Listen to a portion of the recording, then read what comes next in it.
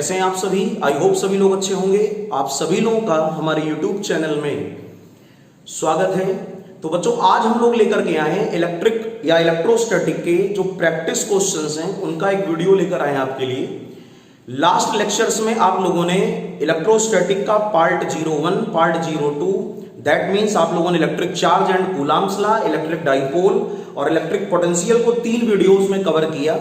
और उसके बाद में एक नया वीडियो अभी आया था, आप लोगों ने जरूर उसको देखा होगा, समविभव पृष्ठ और वैद्युत स्थितिज ऊर्जा, equipotential surface and electric potential energy of system of charges. तो आज इन्हीं टॉपिक पर बेस हम लोग कुछ इंपॉर्टेंट क्वेश्चंस करेंगे, न्यूमेरिकल प्रॉब्लम्स को सॉल्व करेंगे जो आपके एग्जाम के लिए बहुत उपयोगी होने वाले हैं। तो आई होप आपको ये वीडियो पसंद आएगा, आपको ये टॉपिक बहुत अच्छी तरह समझ में आएगा। बस आप लोग उसको मन लगा करके पढ़ें और इन सारे क्वेश्चंस को घर में आप इनको दोबारा प्रैक्टिस करें और अपने आंसर्स को अपने आप भी निकालें। ठीक है बेटा? तो चलिए आज हम लोग स्टार्टिंग करते हैं प्रैक्टिस प्रॉब्लम्स का पार्ट 01 पार्ट, जिसमें आपने जितने भी टॉपिक अभी तक पढ़ रखा है उन सारे टॉपिक्स के जो क्वेश्चंस हैं उन क्वेश्चंस को हम लोग कवर करेंगे। जो नए बच्चे इस समय वीडियो को देख रहे हैं वो लोग चैनल को सब्सक्राइब करें, जिससे आपकी तैयारी लगातार होती रहे और आप लोग भी इन बच्चों के साथ जुड़ सकें जो बच्चे अपनी तैयारी को बहुत अच्छी तरह कर रहे हैं। ठीक है बेटा? तो चलिए स्टार्ट करते हैं इलेक्ट्रोस्टैटिक का प्रैक्टिस प्रॉब्लम्स का आज ये पार्ट। पहला क्वेश्चन सभी लोग ध्यान से पढ़ें। 2 charges plus 2 microcoulomb and plus 4 microcoulomb are kept at distance smaller from each other, then the ratio of electric forces on each other will be। Question क्या कह रहा है? 2 आवेश प्लस 2 माइक्रोकूलम प्लस 4 माइक्रोकूलम एक दूसरे से r दूरी पर स्थित हैं, इन पर लगने वाले वैद्युत बलों का अनुपात होगा। इस प्रकार का क्वेश्चन एग्जाम में कई बार पूछा जाता है दोनों मीडियम में, दोनों लैंग्वेजेस में। मैं क्वेश्चंस को आपको बता रहा हूं तो आपको कोई भी प्रॉब्लम नहीं होगी, आप लोग प्रैक्टिस करें। आंसर आपके सामने है 1:1, 1:2, 2:1 या फिर नन ऑफ दीस। चलिए क्वेश्चन को स्वयं से ट्राई करें और फिर आंसर को बताएं। जैसा आंसर भी निकले आपका कमेंट सेक्शन में जरूर लिखें कि क्वेश्चन का आंसर क्या होगा। 2 वैद्युत आवेश प्लस 2 माइक्रोकूलम प्लस 4 माइक्रोकूलम एक दूसरे से r दूरी पर स्थित हैं। बेटा पहला चार्ज कौन सा है? प्लस का 2 माइक्रोकूलम। अगला चार्ज कौन सा है? प्लस का 4 माइक्रोकूलम। बीच का सेपरेशन क्या है? r। क्वेश्चन को पढ़ के आप लोग समझ चुके होंगे ये कूलम्ब्स लॉ का क्वेश्चन है। इलेक्ट्रिक फोर्स यानी वैद्युत बल कूलम्ब के नियम से ज्ञात होता है और कूलम्ब्स लॉ का जो फार्मूला होता है बेटा वो क्या होता है? याद है सभी लोगों को? जो इलेक्ट्रिक फोर्स बिटवीन चार्जेस है, आवेशों के बीच लगने वाला जो वैद्युत बल है, इसका सूत्र क्या होता है? F = 1/4 pi epsilon not Q1 Q2 upon r²। तो आप लोग जानते हैं कि कूलम्ब के नियम में एक आवेश दूसरे आवेश पर जितना इलेक्ट्रिक फोर्स लगाता है, दूसरा आवेश भी पहले आवेश पर उतना ही इलेक्ट्रिक फोर्स लगाता है। तो 2 माइक्रोकूलम वाला 4 माइक्रोकूलम पर एक फोर्स लगाएगा, दैट इज F1, और 4 माइक्रोकूलम का चार्ज 2 माइक्रोकूलम पे फोर्स लगाएगा, F2। ठीक है, तो हमने इसको F1 लिख लिया और 1/4 पाई एप्सिलॉन नॉट की वैल्यू क्या होती है? 9 × 10⁹ Q1 की जगह 2 माइक्रोकूलम, 2 × 10⁻⁻6, 4 माइक्रोकूलम, 4 × 10⁻⁻6 अपॉन r² की जगह कोई दूरी उसने नहीं दी है तो r² रखोगे। ये वैल्यू बेटा किसकी आ गई? F1 की। F1 कौन सा फोर्स था? जो 2 माइक्रोकूलम ने 4 माइक्रोकूलम पर लगाया है। सभी को समझ में आ गया? इसी प्रकार हम लोग क्या निकालेंगे? 4 माइक्रोकूलम से 2 माइक्रोकूलम पर लगने वाला फोर्स F2 = 9 × 10⁹ अगेन चार्ज कौन से लोगे? 4 × 10⁻⁻6, 2 × 10⁻⁻6 अपॉन क्या होगा बेटा? r²। सभी को समझ में आ गया? जो नए बच्चे इस समय इस वीडियो को देख रहे हैं वो लोग कूलम्ब्स लॉ प्लेलिस्ट में जाएं, यूट्यूब चैनल को सर्च करें कंपटीशन फिजिक्स बाय आशीष सर, प्लेलिस्ट को देखें, उसमें कूलम्ब्स लॉ का पूरा वीडियो मैंने अपलोड किया था, पूरा लेक्चर मैंने आपको पढ़ाया है, आप लोग उसको भी जाकर के रिवाइज कर सकते हैं। तो F1 और F2 की ये वैल्यू आ गई और अगर आप ध्यान से देखें कि जो वैल्यू F1 की आएगी वही किसकी? F2 की। दैट मींस F1 = F2, तो इसको हम लोगों ने क्या मान लिया? F। F1 = F, F2 = F because both forces are equal in magnitude. दोनों बल परिमाण में समान हैं और हमको इनका क्या निकालना है? रेशियो। तो F1/F2 = F/F, that means answer will be 1/1। So correct answer option number A is correct, 1:1। सभी को क्वेश्चन समझ में आ गया? आप इसकी प्रॉपर्टी भी लर्न कर लें। कूलम्ब फोर्स में या कूलाम्स लॉ में जितना भी फोर्स एक चार्ज दूसरे चार्ज पर लगाता है उतना ही फोर्स दूसरा चार्ज पहले चार्ज पर भी लगाता है, इसलिए दोनों फोर्सेस मैग्नीट्यूड में क्या होंगे, इक्वल। सो रिजल्ट होगा F1/F2 इज इक्वल टू 1/1। सभी को समझ में आ गया? नोट कर ले बेटा। किसी को भी क्वेश्चन को समझने में प्रॉब्लम हो तो कमेंट सेक्शन में लिखें, दोबारा फिर से मैं इस कॉन्सेप्ट को नेक्स्ट वीडियो में रिवाइज करा दूंगा। और अगर समझ में आ गया हो या आपको ये प्रैक्टिस क्वेश्चंस अच्छे लग रहे हो तो भी आप कमेंट सेक्शन में जरूर लिखें कि आपके लिए क्वेश्चन हेल्पफुल है या फिर नहीं। ठीक है बेटा, जल्दी से नोट कर लें। आंसर आएगा 1:1। नेक्स्ट क्वेश्चन बच्चों ध्यान दें, क्वेश्चन नंबर 2 बहुत इंपॉर्टेंट क्वेश्चन है। 2 electrons are at a distance small r exert electric force F on each other. Then 2 alpha particles which are at distance 2r from each other produce an electric force of। Question क्या कह रहा है कि 2 electron जो एक दूसरे से r दूरी पर हैं वे परस्पर एक दूसरे पर F बल उत्पन्न करते हैं। तो 2 अल्फा कण जो एक दूसरे से 2r दूरी पर होंगे इनके बीच लगने वाला वैद्युत बल क्या होगा। दोनों लैंग्वेजेस में क्वेश्चन लिखा हुआ है। अपने अपने मीडियम में आप लोग क्वेश्चन को रीड करें और तुरंत ट्राई करने लगा करें। जैसे ही क्वेश्चन पढ़ें अपने आप कॉपी पेन आप अपने साथ रखें, तुरंत क्वेश्चन को पहले लगाया करें, वीडियो को पॉज करके अपने आंसर्स को पहले आप देखा करें, फिर आप आगे की ओर बढ़ा करें। क्वेश्चन सभी को समझ में आ गया? क्वेश्चन क्या कह रहा है कि कोई भी 2 अल्फा पार्टिकल हैं जो एक दूसरे से 2r दूरी पर है तो नया फोर्स क्या होगा। ऑप्शंस मैं आपके सामने लिख देता हूं। पहला ऑप्शन है F, दूसरा ऑप्शन है 2F, तीसरा ऑप्शन है 3F और अगला ऑप्शन है 4F। सही आंसर को जो भी आए कमेंट सेक्शन में जरूर लिखें कि सही आंसर क्या होगा। कर लिया सभी लोगों ने? आंसर को जरूर लिखें क्या होगा कमेंट सेक्शन में। क्वेश्चन नंबर 2 ऑप्शन नंबर 10 आप जरूर कमेंट में लिखें। क्या कह रहा है बेटा क्वेश्चन, बाकी बच्चे ध्यान दें। 2 इलेक्ट्रॉन जो एक दूसरे से r दूरी पर हैं, तो कोई भी 2 इलेक्ट्रॉनों का बीच का सेपरेशन स्मॉल r है, तो ये जो इलेक्ट्रॉन है ये इसका चार्ज होगा बेटा Q1 और ये जो इलेक्ट्रॉन है इसका चार्ज क्या होगा Q2 और दोनों इलेक्ट्रॉनों के बीच की दूरी कितनी है r। तो आप लोग कूलाम फोर्स अगर निकालोगे तो F1 is equal to 9 into 10 to the power 9 Q1 Q2 upon r square. यहां से आपने वैल्यू को रखा 9 into 10 to the power 9, Q1 की जगह E, Q2 की जगह E upon r square. Clear? तो ये फार्मूला बन के आ गया 9 into 10 to the power 9 E square upon r square. तो ये इलेक्ट्रिक फोर्स हो गया F1 जो कि आपको पहले क्वेश्चन में दिया गया है। और उसने ये कहा है कि ये बल F होगा, तो इसको मैं F लिख देता हूं। F is equal to 9 into 10 to the power 9 E square by r square. ठीक है ना? ये जो F1 था ये F के बराबर है, ऐसा आपको सवाल में दिया है, क्वेश्चन में दिया है, प्रॉब्लम में दिया है। अब उसके बाद उसने कहा है कि 2 अल्फा पार्टिकल, तो एक अल्फा पार्टिकल ये है, दूसरा अल्फा पार्टिकल ये है, दोनों के बीच की दूरी है 2r। ये सेपरेशन हो गया बेटा 2r। अब ये चार्ज हो गया Q1 और ये चार्ज क्या हो गया Q2। और क्वेश्चन कह रहा है कि अभी एक दूसरे पर कितना फोर्स उत्पन्न करेंगे, what is the amount of electric force exert on each other. तो अगेन आप फार्मूला क्या लगाओगे, F2 is equal to 9 into 10 to the power 9। बेटा अल्फा पार्टिकल का जो चार्ज होता है वो इलेक्ट्रॉन का डबल होता है, तो आप क्या लिखोगे 2e, फिर क्या लिखोगे 2e और अपॉन क्या होगा 2r का होल स्क्वायर, 2r का होल हाफ स्क्वायर। आप इस क्वेश्चन को क्या लिखोगे, F2 is equal to 9 into 10 to the power 9। तो बेटा कितना बन गया 4e square upon 4r square. 4 से 4 हो गया कैंसिल और ये वैल्यू क्या आई 9 into 10 to the power 9 e square upon r square. That is equation number 2। बताइए बात सभी को समझ में आ गई? फार्मूला क्या लगा, F is equal to 9 into 10 to the power 9 Q1 Q2 upon r square. इस बार हम लोगों ने Q1 Q2 की जगह किसका चार्ज रखा, अल्फा पार्टिकल का चार्ज। अल्फा पार्टिकल का चार्ज इलेक्ट्रॉन का डबल होता है, तो 2e इंटू 2e।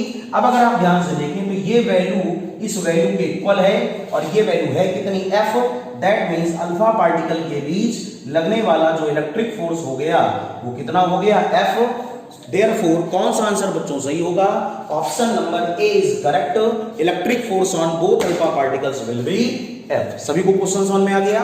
पहले उसने जैसा कहा था बेटा, एक बार ध्यान रखो, फिजिक्स एक ऐसा सब्जेक्ट है कि जब तक आप टॉपिक को पहले ध्यान से पढ़ोगे नहीं तब तक आप प्रॉब्लम को सॉल्व नहीं कर सकते। तो पहले आप कूलाम्स लॉ के वीडियो को, जो नए बच्चे ऐसे हैं जिनको प्रॉब्लम हो रही है क्वेश्चन लगाने में या थोड़ा कुछ कम समझ में यदि आ रहा हो, पहले तो मैं अपनी तरफ से पूरा प्रयास कर रहा हूं आपको क्वेश्चन समझ में आए।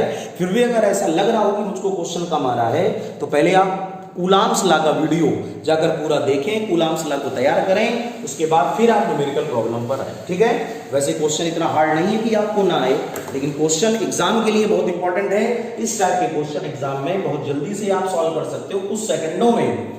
तो क्वेश्चन का बेटा सही आंसर क्या आएगा? F2 is equal to F, option number A is correct. Note कर लें जल्दी से। अगला क्वेश्चन नंबर 3 बच्चों ध्यान दें। 2 equal charges capital Q are kept at some distance apart. Now a third charge small q is placed between charges capital Q. When system of charges are in equilibrium, then charge q will be. Question को पढ़ें। दो समान आवेश capital Q एक दूसरे से कुछ दूरी पर हैं, इनके मध्य में तीसरा आवेश स्मॉल q रखने पर आवेशों का निकाय संतुलन में आ जाता है। आवेशों का निकाय संतुलन में आ जाता है। तो क्वेश्चन ये कह रहा है आवेश स्मॉल q का मान बताएं। बहुत ही प्यारा क्वेश्चन है, क्वेश्चन को ध्यान से पढ़ें। कूलाम्स लॉ की बहुत अच्छी प्रॉब्लम है ये। क्वेश्चन कह रहा है कि दो चार्ज कैपिटल Q एक दूसरे से कुछ दूरी पर हैं। ऑप्शन आपके सामने दिए, आप लोग ट्राई करें। -q/2, -q/4, q/2, -4q। Video को पॉज करके क्वेश्चन को लगाया करें और जब आंसर आ जाए तो उसको कमेंट सेक्शन में आप जरूर लिखें। ठीक है, जिन बच्चों को नहीं आ रहा है क्वेश्चन वो लोग ध्यान दें, बाकी लोग अपने आंसर्स को मिला लें। दो चार्ज कैपिटल Q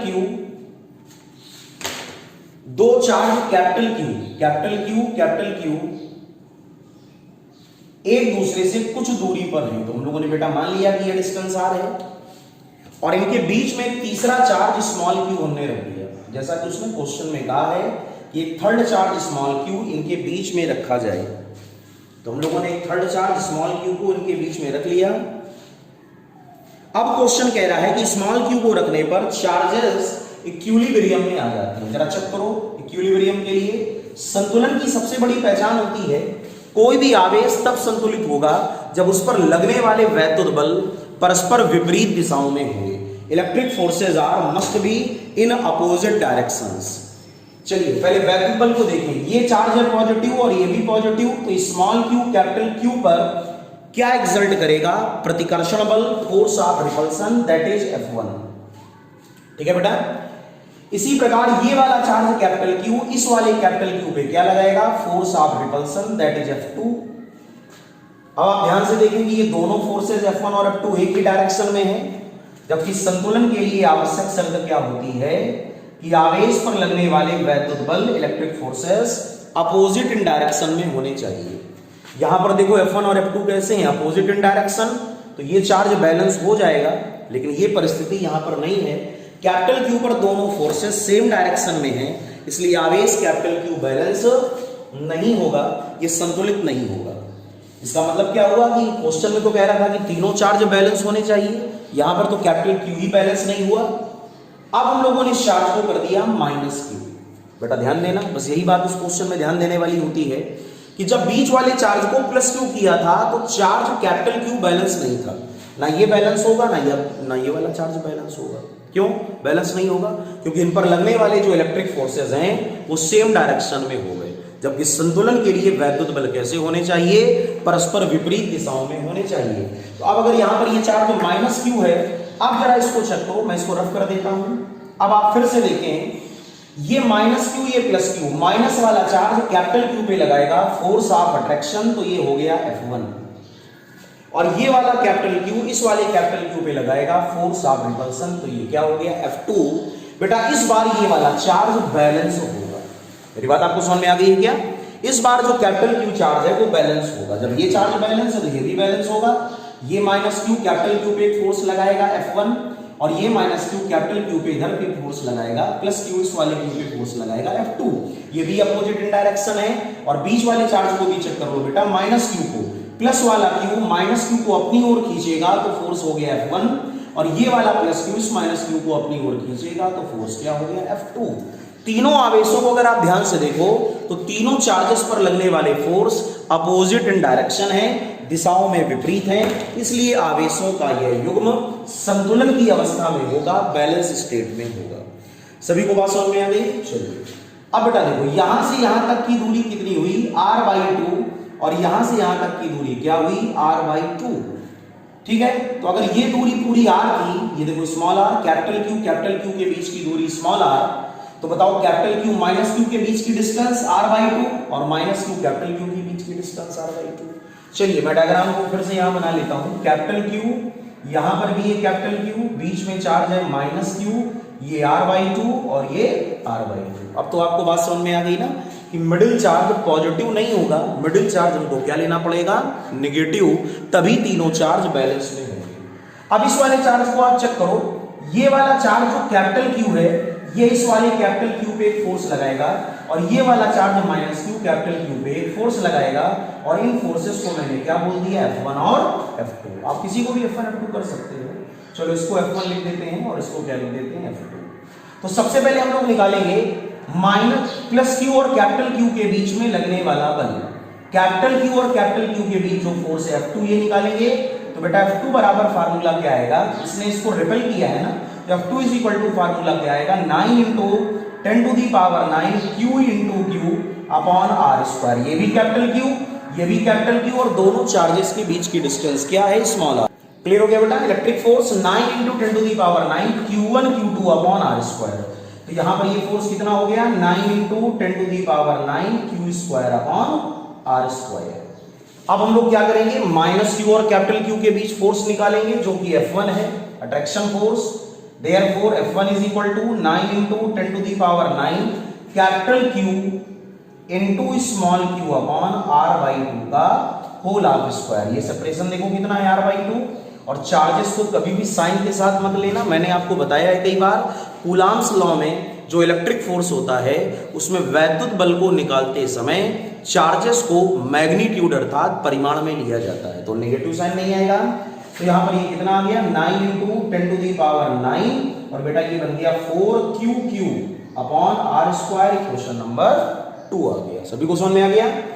और अब हमको क्या करना है? इक्विलिब्रियम की कंडीशन F1 F2 को बराबर कर देना है। F1 F2 को जब आप इक्वल करोगे तो 9 × 10⁹ Q² upon r² is equal to 9 × 10⁹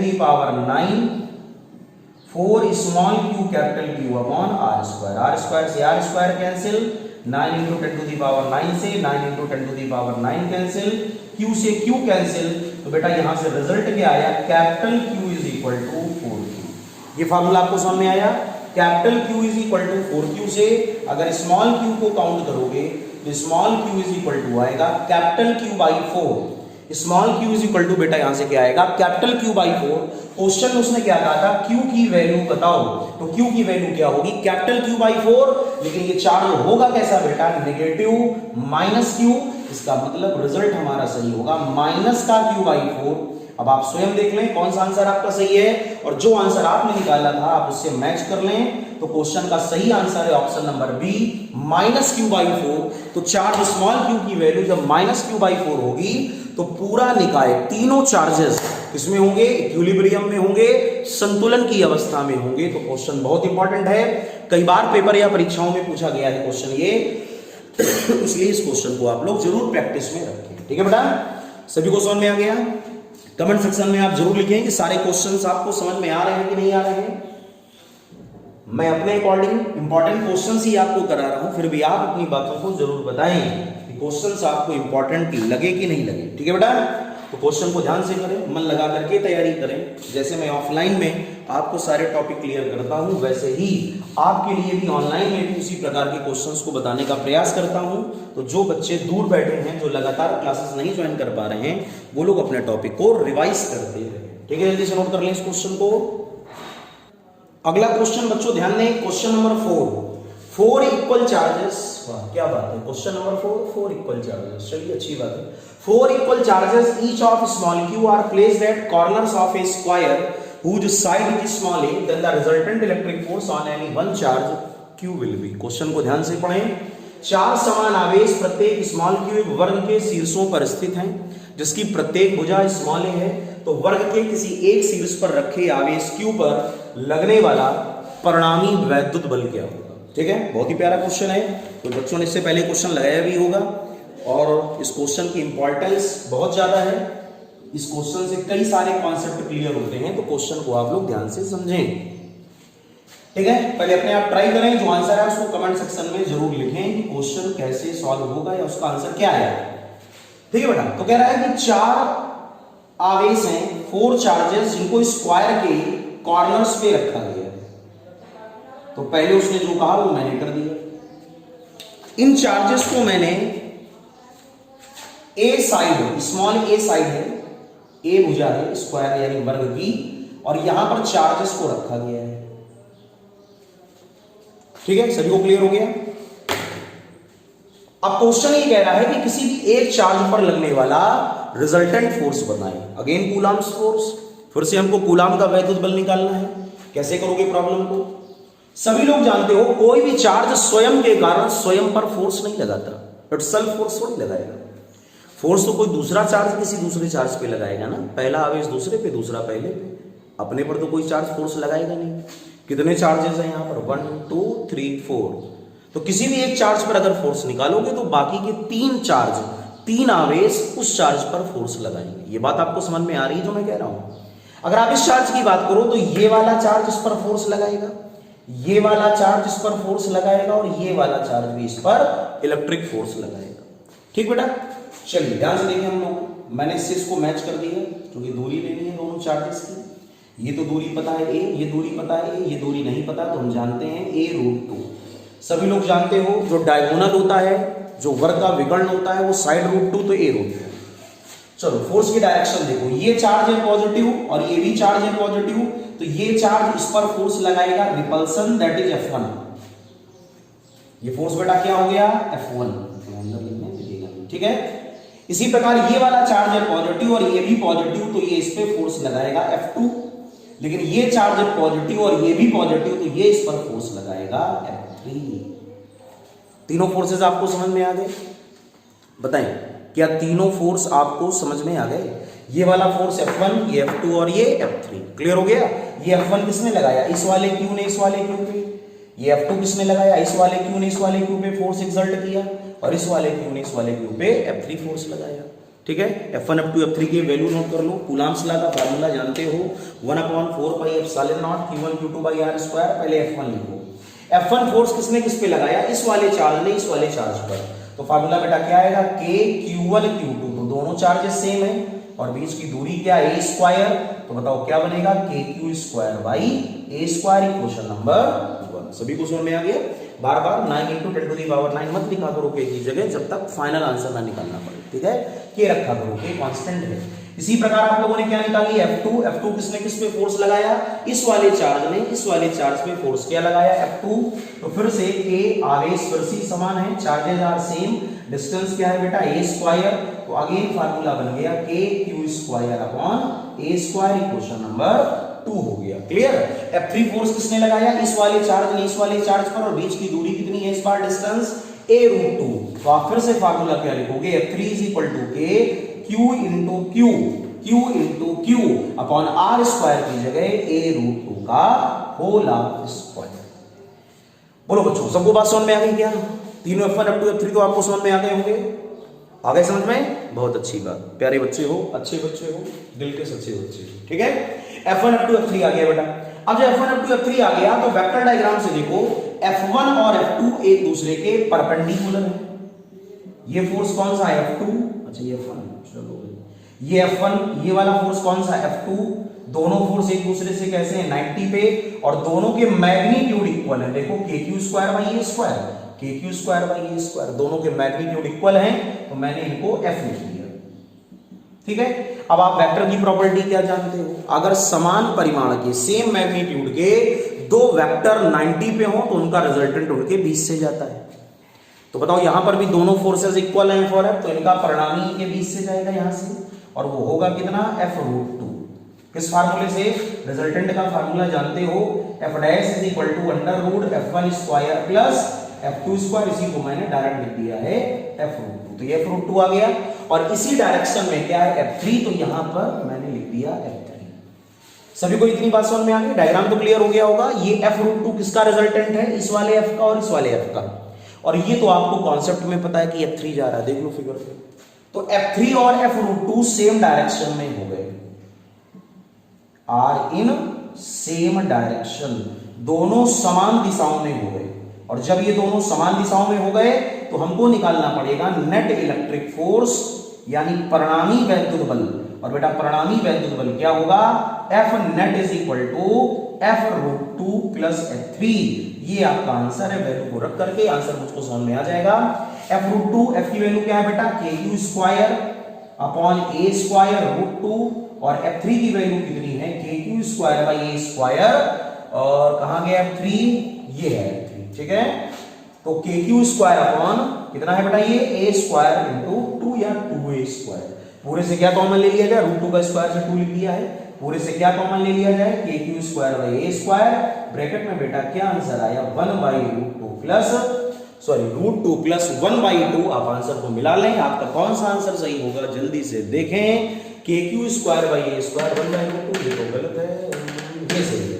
√2 plus 1/2, that means option number 20 correct. Question समझ में आ गया? तो सबसे पहले हमको क्या निकालना था? F1, F2 और F3। और जब दोनों आ गए F1, F2, F3, उसके बाद में F1, F2 के मैग्नीट्यूड परिमाण समान है और परपेंडिकुलर है, तो रिजल्टेंट होगा F√2। और F√2 के साथ मैंने F3 को एक ही डायरेक्शन में जो दिए तो एक साथ ऐड कर दिया, क्योंकि बल एक सदिश राशि है, force is the vector quantity, तो इनको जोड़ा जा सकता है।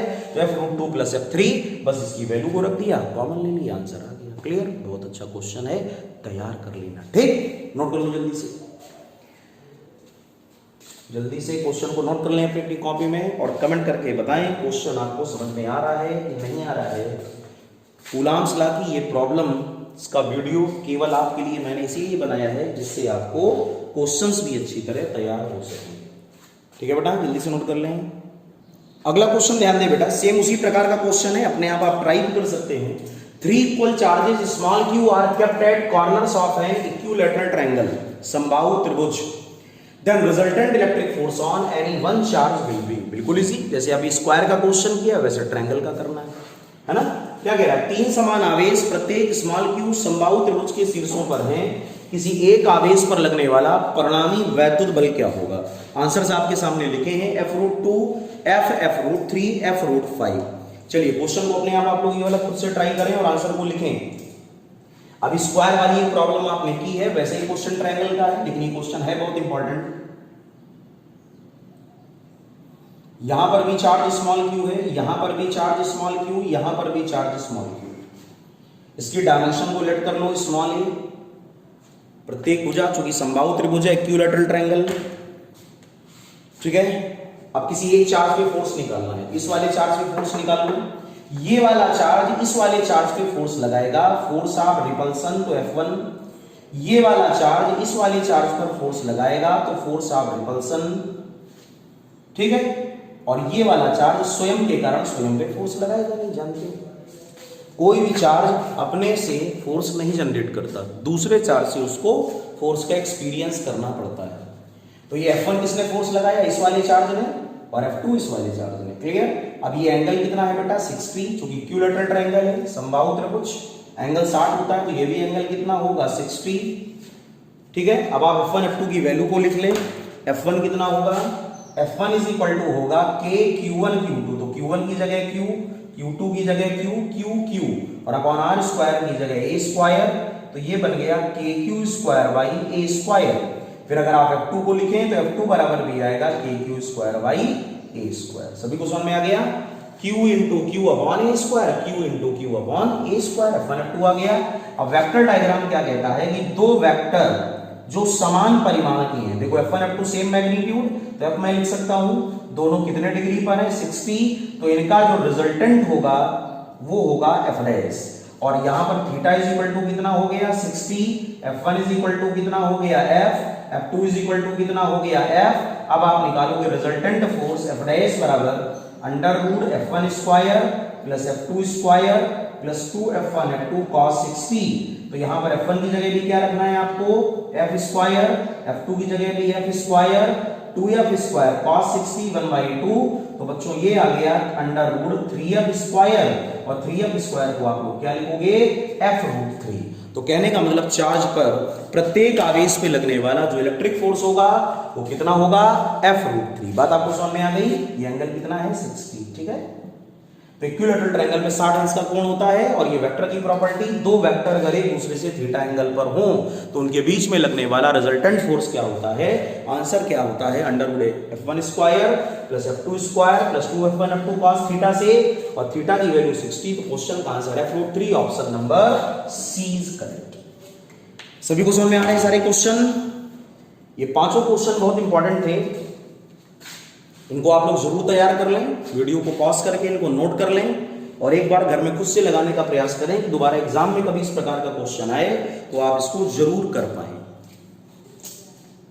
ठीक है बेटा, तो आप लोग कमेंट सेक्शन में जरूर बताएं कि आपको ये आज का वीडियो कैसा लगा, आपको सारे क्वेश्चन समझ में आए कि नहीं समझ में आए। जैसा भी हो आप अपनी बात को जरूर लिखें। आज ये मैंने शुरुआत करी थी प्रैक्टिस प्रॉब्लम्स की, इसी प्रकार के अगले जो नेक्स्ट इंपॉर्टेंट क्वेश्चंस है वो नेक्स्ट वीडियोस में लेकर मैं जल्दी आऊंगा, और अब नंबर आप क्वेश्चंस को भी धीरे से बढ़ा दूंगा। अभी आज मैंने केवल 5 इंपॉर्टेंट क्वेश्चंस कराए हैं इस वीडियो में, क्योंकि वीडियो कुछ लेंदी हो रहा है। अगले बार मैं प्रयास ये करूंगा कि कम से कम 10 प्रैक्टिस क्वेश्चंस को या टॉप 10 क्वेश्चंस को आपके लिए जरूर कराया जाए। ठीक है बेटा, तो आई होप आपको आज का वीडियो पसंद आया होगा। जो नए बच्चे इस समय वीडियो को देख रहे हैं उन्होंने चैनल को सब्सक्राइब नहीं किया, वो सब्सक्राइब भी करें, और भी अपने जो फ्रेंड्स हों, दोस्त हों, मित्र हों, जो भी लोग हों, आप उनको भी बताएं इस चैनल के बारे में, जिससे उनको भी इसका लाभ मिल सके और अपनी फिजिक्स की तैयारी को और भी स्ट्रांग कर सकें। ठीक है, तो हर परीक्षाओं के लिए, चाहे वो एनडीए का एग्जाम हो, डिफेंस का कोई एग्जाम हो, नीट का एग्जाम हो, फाउंडेशन की तैयारी आप कर रहे हो, एकेडमिक में पढ़ रहे हो, आपके लिए क्वेश्चन बहुत इंपॉर्टेंट होने वाले हैं। आप लोग इनका जरूर अभ्यास करें और अपनी तैयारी को अच्छी तरह आप करते रहें। तो नेक्स्ट वीडियो में फिर से नए टॉपिक को लेकर आपसे फिर से मुलाकात होगी। तब तक के लिए जय हिंद, जय भारत।